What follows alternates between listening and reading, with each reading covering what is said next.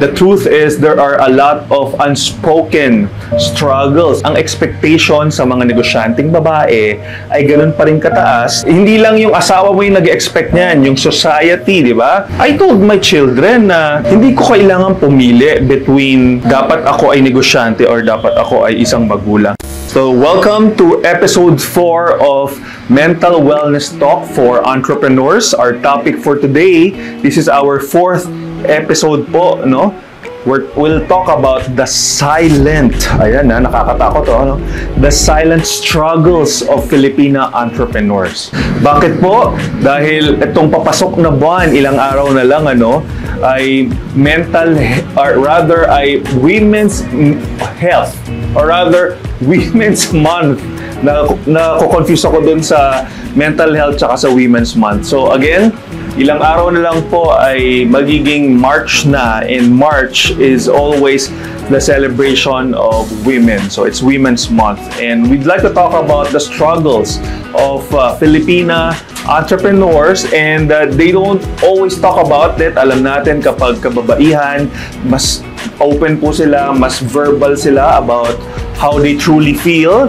But the truth is, there are a lot of unspoken struggles or the silent struggles of Filipina entrepreneurs. So I hope you're joining, and I hope you're paying attention to yourself. Last time, pinag-usapan natin, of course, February is the month of love, but there's no other more beautiful love than self-care or loving yourself. So yun ang pinag-usapan natin last time. But this time, we're going to talk about mga kababaihan naman at yung mga hindi na ikukwento madalas na struggles or the silent struggles of Filipina entrepreneur. So I have 4 topics to discuss with all of you. So I hope sit in lang kayo dyan. Kung nasa biyahe kayo, feel free to join me. I'm happy to really just for you to join me in today's discussion. Okay? So again, welcome to our discussion, our session ngayong araw na to. We'll talk about women entrepreneurs, and I'm excited kasi marami tayong mga magiging activities. Sana magkita-kita tayo next month, March, Women's Month. So today, Mental Wellness Talk, we'll talk about Filipina entrepreneurs, particularly about the silent struggles that they're having.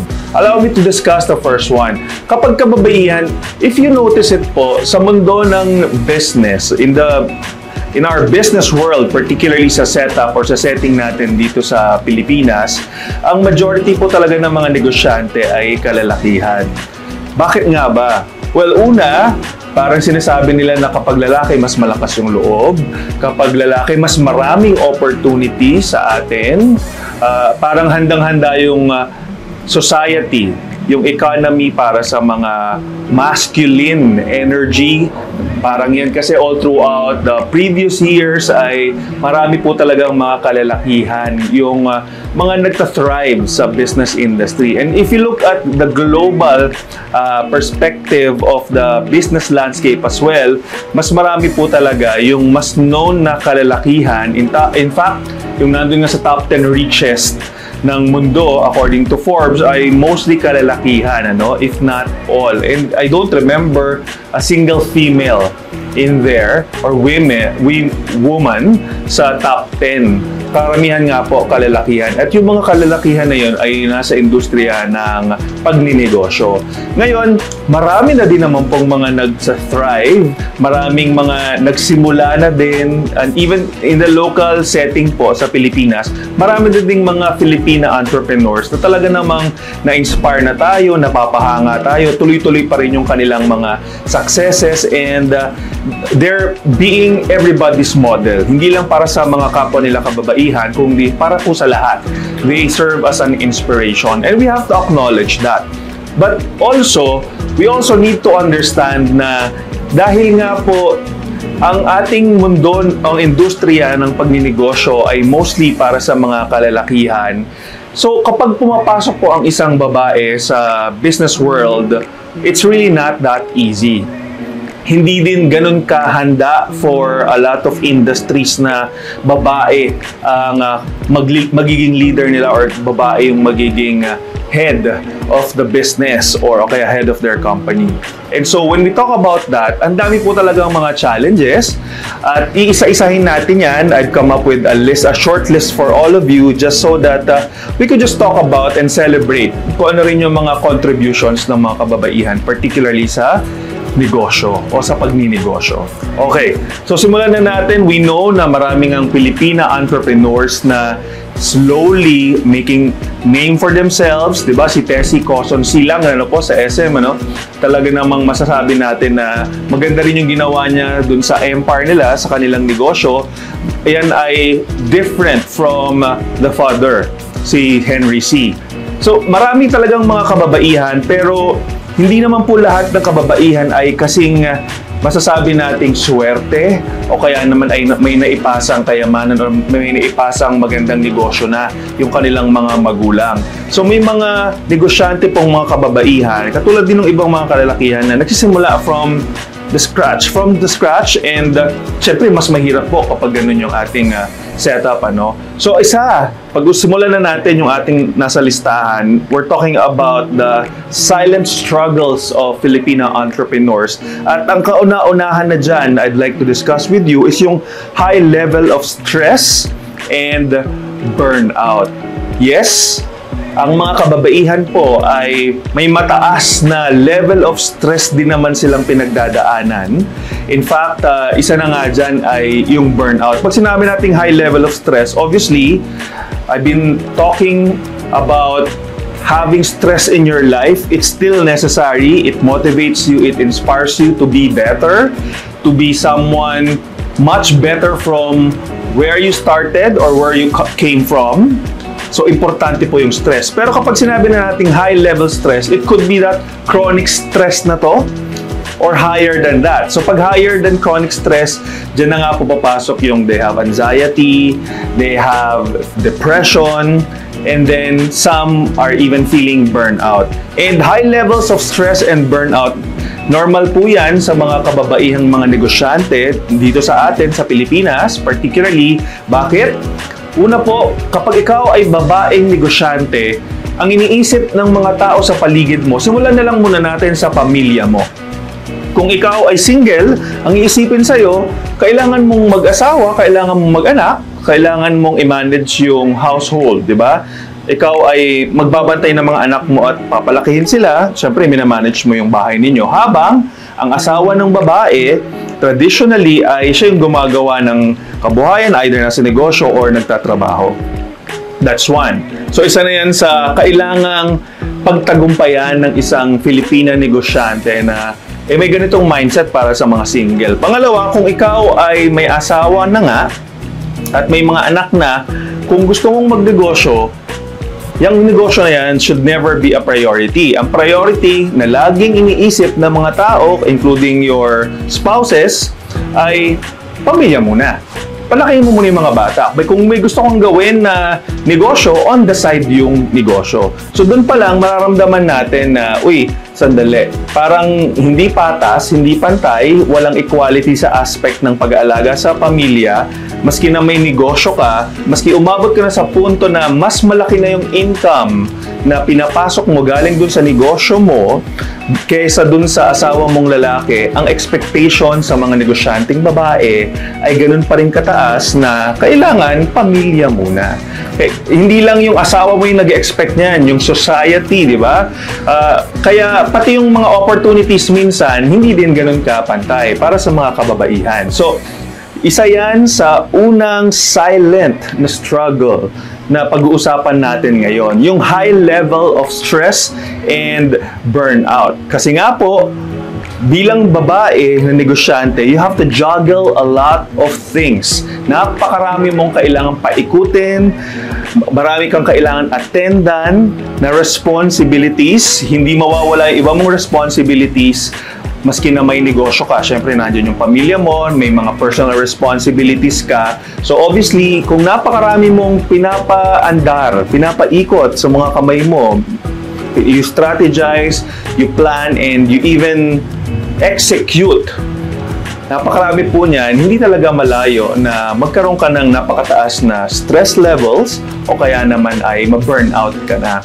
Kapag sinabi natin kasing burnout ka na, ito yung parang wala na pagod ka na, ayaw mo nang gawin yung mga responsibilities mo no matter how big they are. Maski na napaganda mo na yung status ng business mo, pero dahil burnout ka na, nawalan ka na talaga ng gana. In fact, yung term na cynicism, yan po ay common yan sa may mga nakakaramdam ng burnout kasi parang lahat ng tao, lahat ng mga nangyayari sa paligid nila, they don't find positive in it. Maski naman, again, maganda yung nagiging output sa negosyo, pero you are a little, not a little, you're negatron na. So, nawawala ka na dun sa aspect na, wait lang, pinaghirapan ko to, maganda na nga yung takbo ng negosyo, and here you are feeling negative about your business and about everything else around you. Maski ikaw sa sarili mo, pagod ka na. So yan po ang isa sa mga silent struggles ng mga Filipina entrepreneurs. We're now going to the second struggle, and that is, ito po yung financial anxiety and uncertainty. Yung pag sinabi nating financial anxiety and uncertainty, karamihan naman po talaga ng mga negosyante, lalo na ng mga nag-startup, ay talagang may uncertainties kung saan ba kukuha ng mga magiging kapital o kaya pangpapaikot, pangpa-expand ng mga negosyo nila. So typical po talaga yan sa mga negosyante. Pero kapag ikaw ay Pilipina negosyante, medyo may ibang texture, may ibang flavor po kapag pinag-usapan natin yung financial anxiety and uncertainty.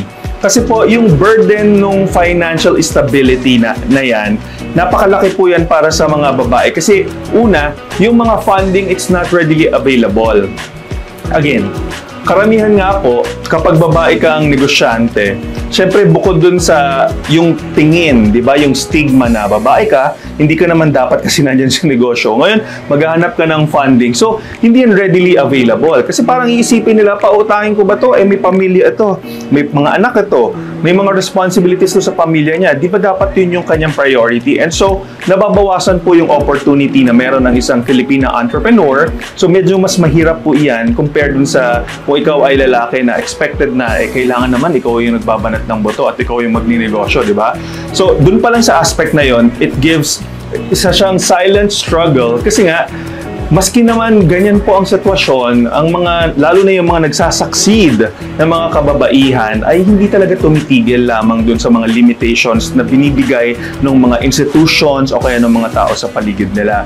So kung konti ang nagtitiwala, kung iilan lamang ang nagtitiwala sa mga Filipina entrepreneurs, particularly dun sa aspeto ng yung kanilang pagninegosyo, obviously, tatakbo yan sila, if not from the institutions, tatakbo na po sila sa mga kakilala nila. At ganun din.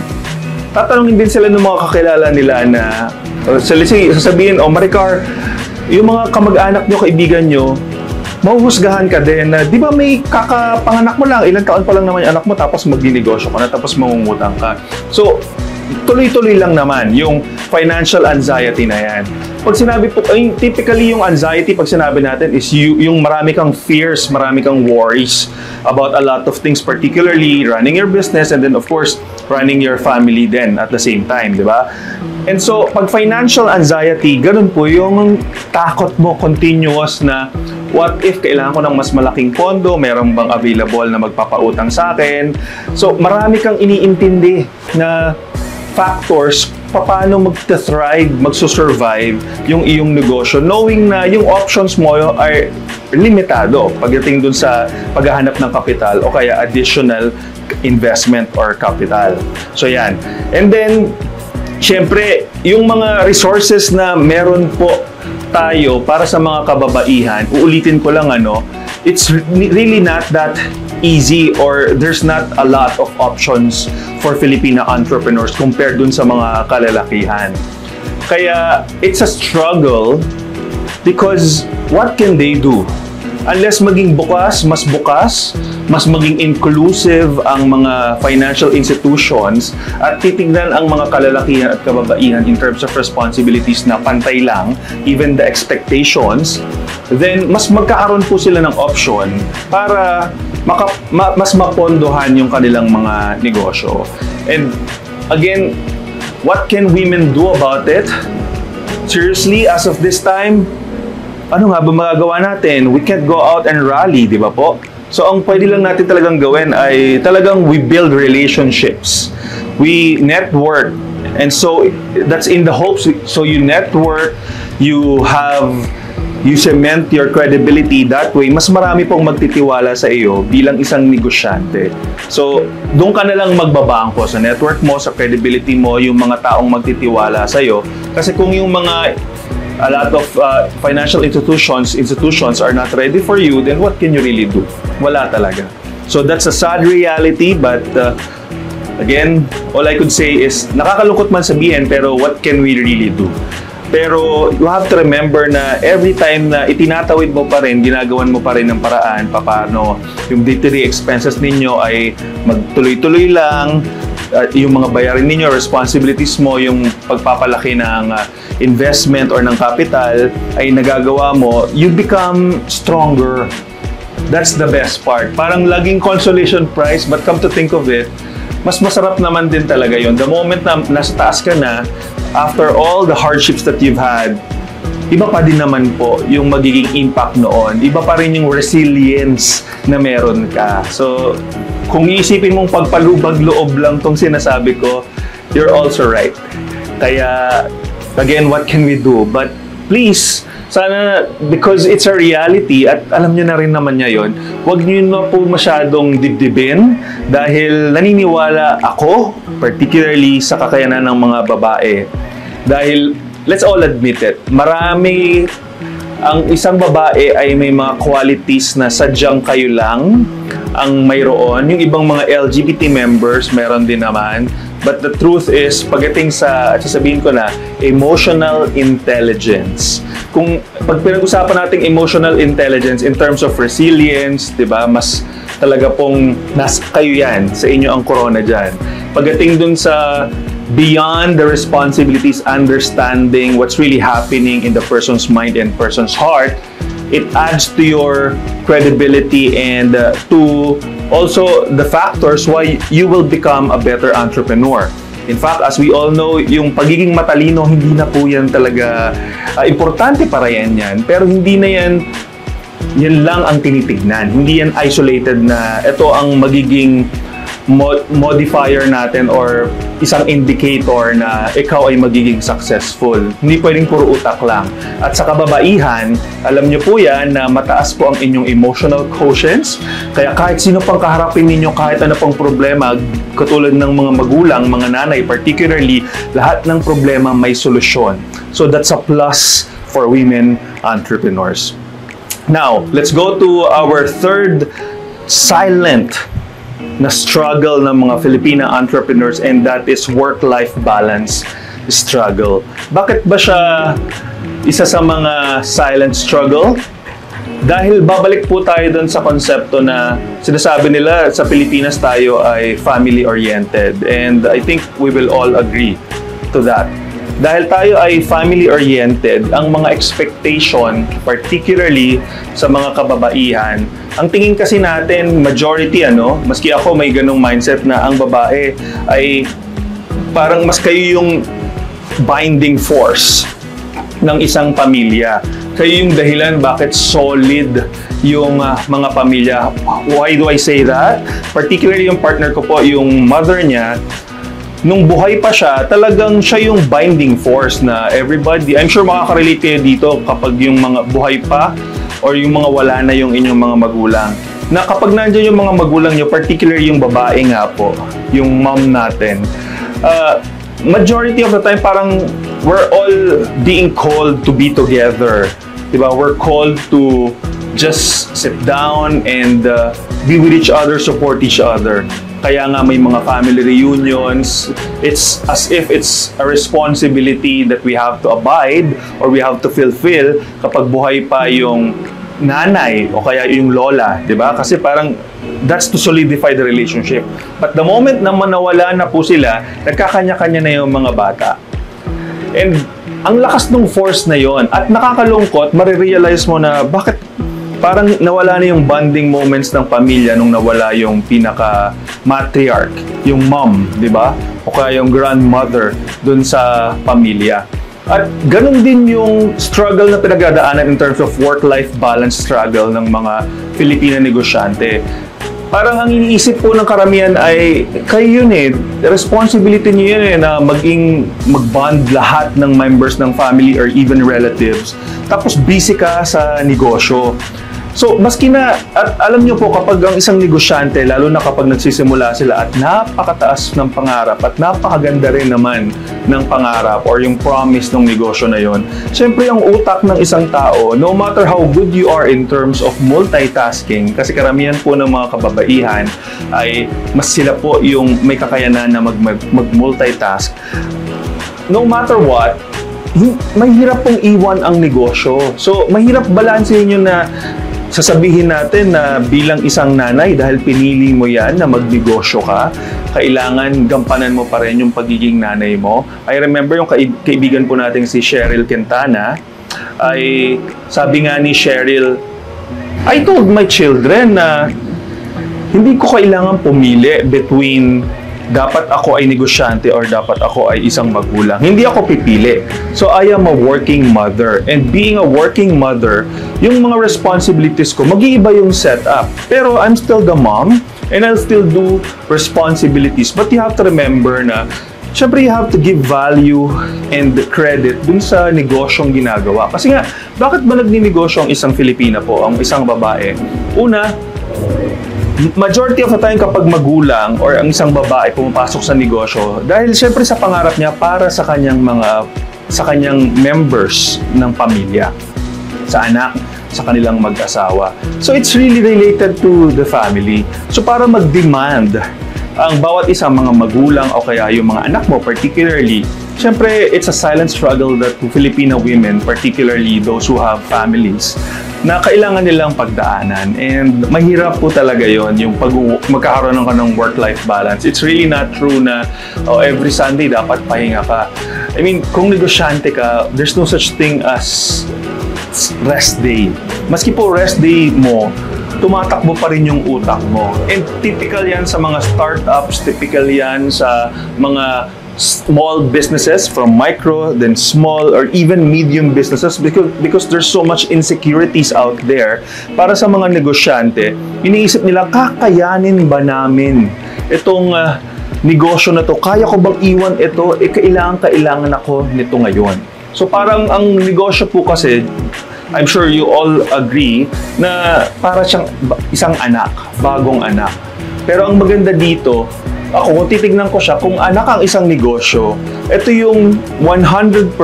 Kasi syempre kung yung tao, pag pinalaki mo siya, eventually you will allow the person to just be themselves fully, to explore, to become, mostly mga magulang ngayon, lalo na ngayong generation, sasabihin lang nila, basta makatapos ka lang ng pag-aaral, ikaw na bahala sa buhay mo, maging mabuting tao ka lang.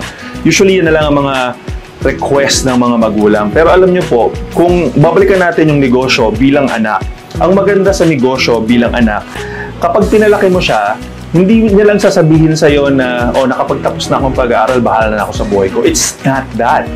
In fact, yung pong negosyo bilang anak ay it's like an insurance na din. So yun yung maganda, no? Na walang emosyon, insurance siya na aalagaan ka niya hanggang sa kahuli-hulihan. So ibabalik niya lahat ng favors. At yan ay proven na po. So I hope you listen to that, and I hope you put value in that sharing na ang maganda sa pagiging isang negosyante, ito ang negosyo ay parang anak mo na kahit ano pang mangyari, hindi ka niyan iiwan as long as nagawa mo ng tama, lalo na yung foundation ng iyong negosyo. Kasi kahit na mahina ka na, ipapasa mo na sa mga anak mo ang iyong negosyo, kung maganda nga po ang inyong organization, ang business structure ninyo, posible pa rin tuloy-tuloy yung biyaya na ibibigay niya. It's not optional for the business. So yun naman. So again, going back, we talked about 3 struggles na po ng mga negosyante. Uulitin ko lang, ano? So for today's episode, this is our 4th episode dito sa Mental Wellness Talk for Entrepreneurs. We're talking about silent struggles of Filipina entrepreneurs. This is in celebration of the Women's Month, and that's for the month of March. So para ngayong 2025, nakapagbigay na ako ng 3 silent struggles ng mga Filipina entrepreneurs na, again, we look up to you, and please know that a lot of people understand what you go through. Kaya nga natin pinag-uusapan yan. So, tuloy-tuloy nyo lang yan. So, pagdating dun sa work-life balance na aspeto, bago ko pumunta dun sa ibang aspeto, babalikan ko lang yung work-life balance. What can I suggest? It's, for me, it's about setting the expectation of everybody. If you need to get a yaya, if you need to get assistance from your relatives or from even your parents, please do that. Kasi importante na maintindihan nila na ikaw bilang nagsisimulang negosyante, pwedeng ibalik talaga ito at gaganda yung buhay ninyo. So, kailangan mo ng mas malaking understanding and suporta ng bawat isa sa inyong pamilya. That's one. And then, balikan natin yung pangalawa na silent struggle, and that is yung financial anxiety and uncertainty. Yung financial anxiety and uncertainty, as mentioned, what can we really do? Wala, we just have to push forward because in the end, tayo naman yung magiging mas malakas, mas resilient pagdating sa aspeto na yan ng pagninegosyo. Kaya, so, wala, i-push lang natin yan, ano? Okay, the next one is, yung unang-una nating diniscuss, yung high levels of stress and burnout para sa mga negosyante. Totoo po iyan. At paano ba natin may iwasan yung high level of stress and burnout? For me, lalo na kung nagsisimula ka, importante talaga na ikaw mismo yung nagsiset ng expectation ng mga tao sa paligid mo. That way, they just know na ito yung mga possibilities na mangyari, and if these things happens, they then understand. Of course, hindi 100% maiintindihan ka nila or susuportahan ka nila, pero just keep fighting and pushing, and if you must, please take a break. Yun na lang yun, para maiwasan natin yung burnout, para maiwasan natin yung high level of stress. Maski naman kasi, no matter how busy you are, kung kaya mo naman talagang mag-relax, di ba? Magpahinga, magpamassage ka, o kaya you talk to group of people. Sa ating mga negosyante, importante po na meron talaga tayong support network. And hopefully, yung support network natin ay hindi lang yung mga kaibigan natin na masasabi natin, kasi majority sa mga nag-start up, yung mga kaibigan nila ay mostly friends from elementary, high school. Tapos yung background ng mga friends nila na yon ay either sometimes friends from previous work na din, corporate, diba? Corporate job. So, yung background ng mga friends natin na yon, elementary, high school, and then corporate na mga friends, ay mostly working class. Hindi sila negosyante. So kung meron kang support system or network na ang kanilang background particularly ay mga nasa negosyo din, mas maraming makakaintindi ng mga struggles mo. Hindi nga po katulad nung, syempre, if your friends are not from the same industry, they could only tell you na, kaya mo yan. O kaya sabihin nila, bumalik ka na lang kasi sa pagiging empleyado mo. After all, maganda naman yung career mo nung bago ka magsimula ng negosyo. O kaya yung iba naman, kung again, we're talking about women entrepreneurs, kung ang mga pinag-uusapan natin ay yung mga negosyante or ikaw bilang negosyante, ang mga friends mo ay mga moms, di ba, who's not really running businesses or into business, ang sasabihin lang naman nila sa'yo, tutukan mo na lang yung anak mo, mas kailangan ka ng anak mo. Again, mas konti po yung makakaintindi talaga dun sa mga pinagdadaanan ninyo. Kaya I hope na yung iyong circle, yung iyong network really ito ay binubuo din ng mga tao who are in the same industry, business industry. Kaya nga importante po na marami tayong mga kaibigan na talagang dapat galing talaga sila dun sa same circle natin. Kasi yung simpleng kwentuhan, tsikahan, kapag kayo ay mga negosyante, ay sadyang napaka-importante kasi you talk about, you have the same language. So it's really that. So it's easier for a lot of people to really understand what you go through. So yan naman po ang aking ma-share para dun sa tatlong mga silent struggles na pinagdadaanan nating mga negosyante, particularly yung mga negosyanteng mga kababaihan. Okay? And lastly, I want to talk to you about yung isa pang silent struggle ng mga Filipino entrepreneurs. Ito po yung tinatawag nating impostor syndrome o kaya yung impostor. Kumbaga parang, ano ba ibig sabihin ng impostor? Parang narinig natin impostor, di ba? Parang nagpapanggap siya.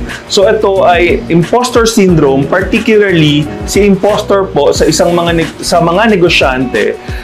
Common din naman ito sa lalaki, pero siyempre sa mga kababaihan, mas present ito dahil nga hindi lang naman yung kanilang negosyo yung main factor ng buhay nila that they have to attend to.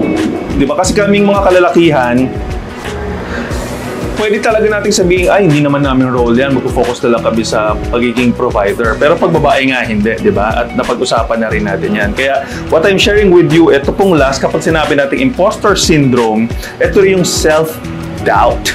So, yung imposter syndrome is self-doubt.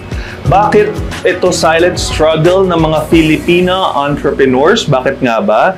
Ang totoo po niyan ay ang impostor syndrome para sa mga Filipino entrepreneurs. Ito yung minsan, even if you're doing well, even if you're achieving a lot, you're progressing a lot in your business, minsan magsi-self-doubt ka na lang din talaga na tama pa ba to? Dapat ko ba talagang ginagawa ito? Dapat bang iniwan ko talaga yung anak ko sa yaya? Dapat ba talagang busy ako sa pagpapatakbo ng negosyo at yung asawa ko ay hindi ko na napipigyan ng 100% of my time kasi yun yung requirement niya, something like that, di ba? O kaya naman minsan, you're already at the top, and then all of a sudden, darating si imposter syndrome. Typical po ito. Again, regardless of kung ano ng estado ng negosyo mo, darating at darating, magpaparamdam itong imposter syndrome or yung self-doubt to really shake you. Tatanungin niya talaga na maski maganda na yung status mo in business, mararamdaman mo na tama ba yung desisyon ko?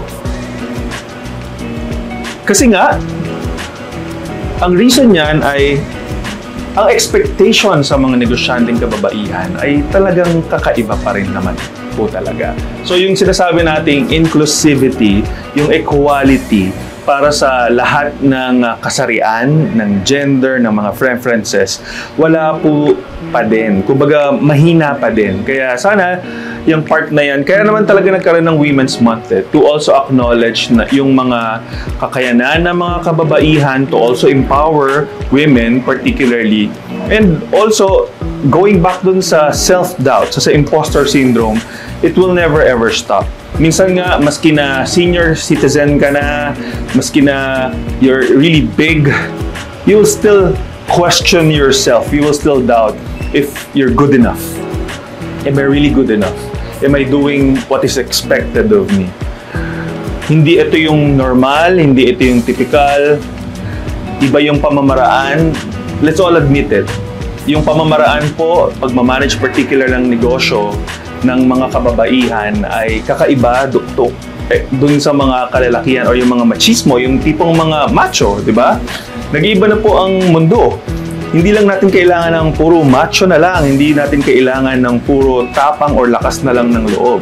It's really a combination of a lot of things, particularly as I mentioned earlier, yung pong tinatawag nating emotional quotients. Na alam naman natin na yung mga kababaihan ay mas mataas talaga ang EQ ninyo. Ngayon, imposter syndrome, maski mataas yung EQ mo, darating talaga yung point na, am I good enough? And it's why did I include that in the list of silent struggles ng mga negosyante? Kasi po, totoong nangyayari yan.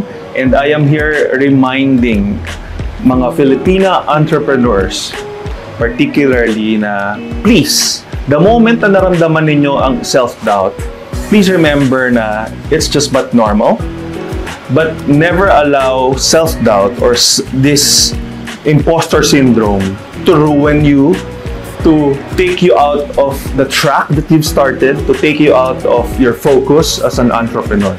So do not allow yourself or anyone else in that matter to just take you out from the concept of you are doing or giving your best. And it's really just a matter of time, and it's also acknowledging what you've been through.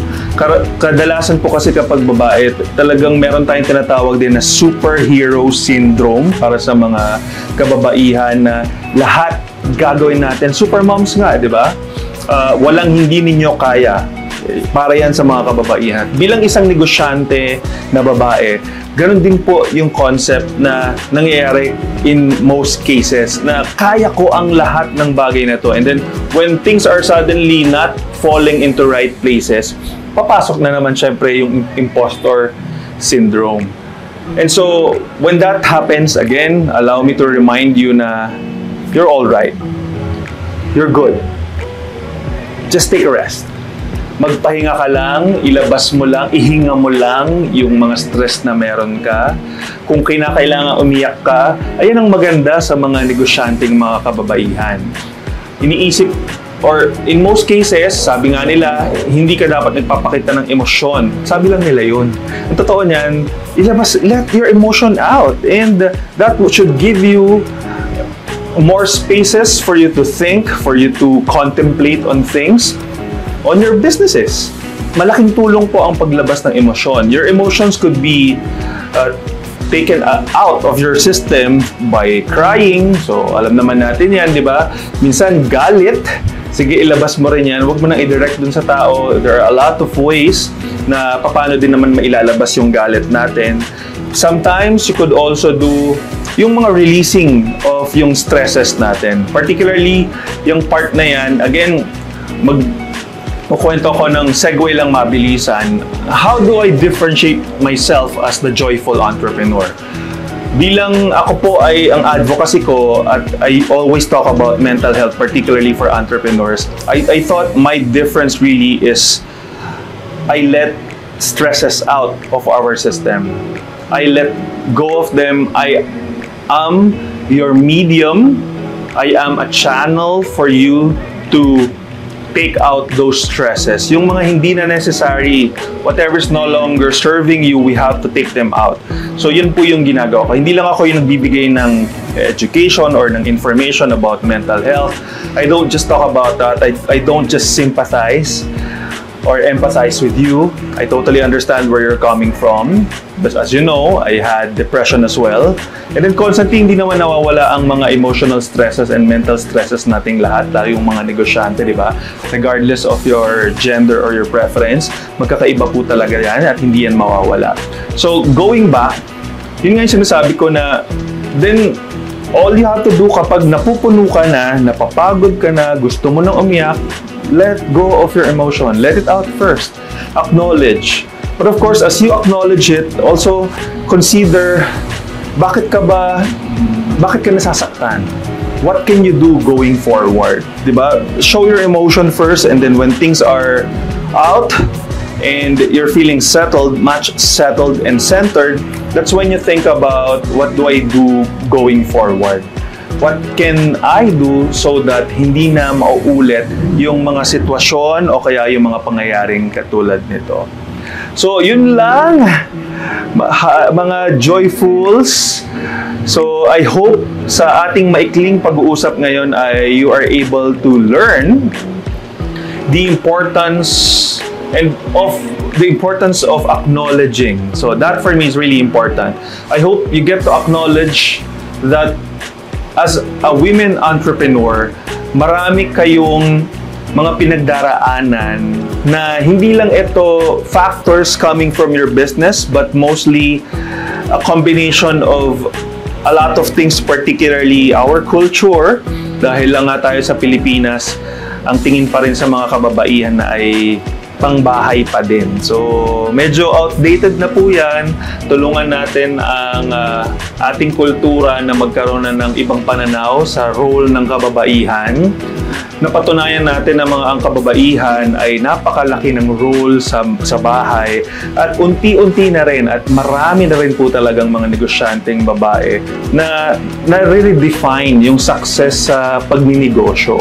And so, we have to be open about the possibilities, and let's not forget na may mga silent struggles na pinagdaraanan ang mga Pilipina negosyantes. Kaya kailangan nila ng mas maraming understanding. Apart from that, I think to close this session off or this episode, all I could say is I hope mas maraming taong magbigay ng pagmamahal sa mga Filipina entrepreneurs. Tell them that you appreciate them. Tell them that they inspire you. So give them that those affirmation. After all, totoo naman, di ba, na inspiring yung mga kababaihan dahil sa mga moms na negosyante, particularly nakilala ko, ang gagaling ninyo dahil napapalaki nyo ng maayos, mabuting tao yung mga anak nyo, and at the same time, yung inyong negosyo parang anak nyo na rin, napapaganda ninyo, napapalakas ninyo. And we are all grateful of the example that you're showing or you're giving everybody.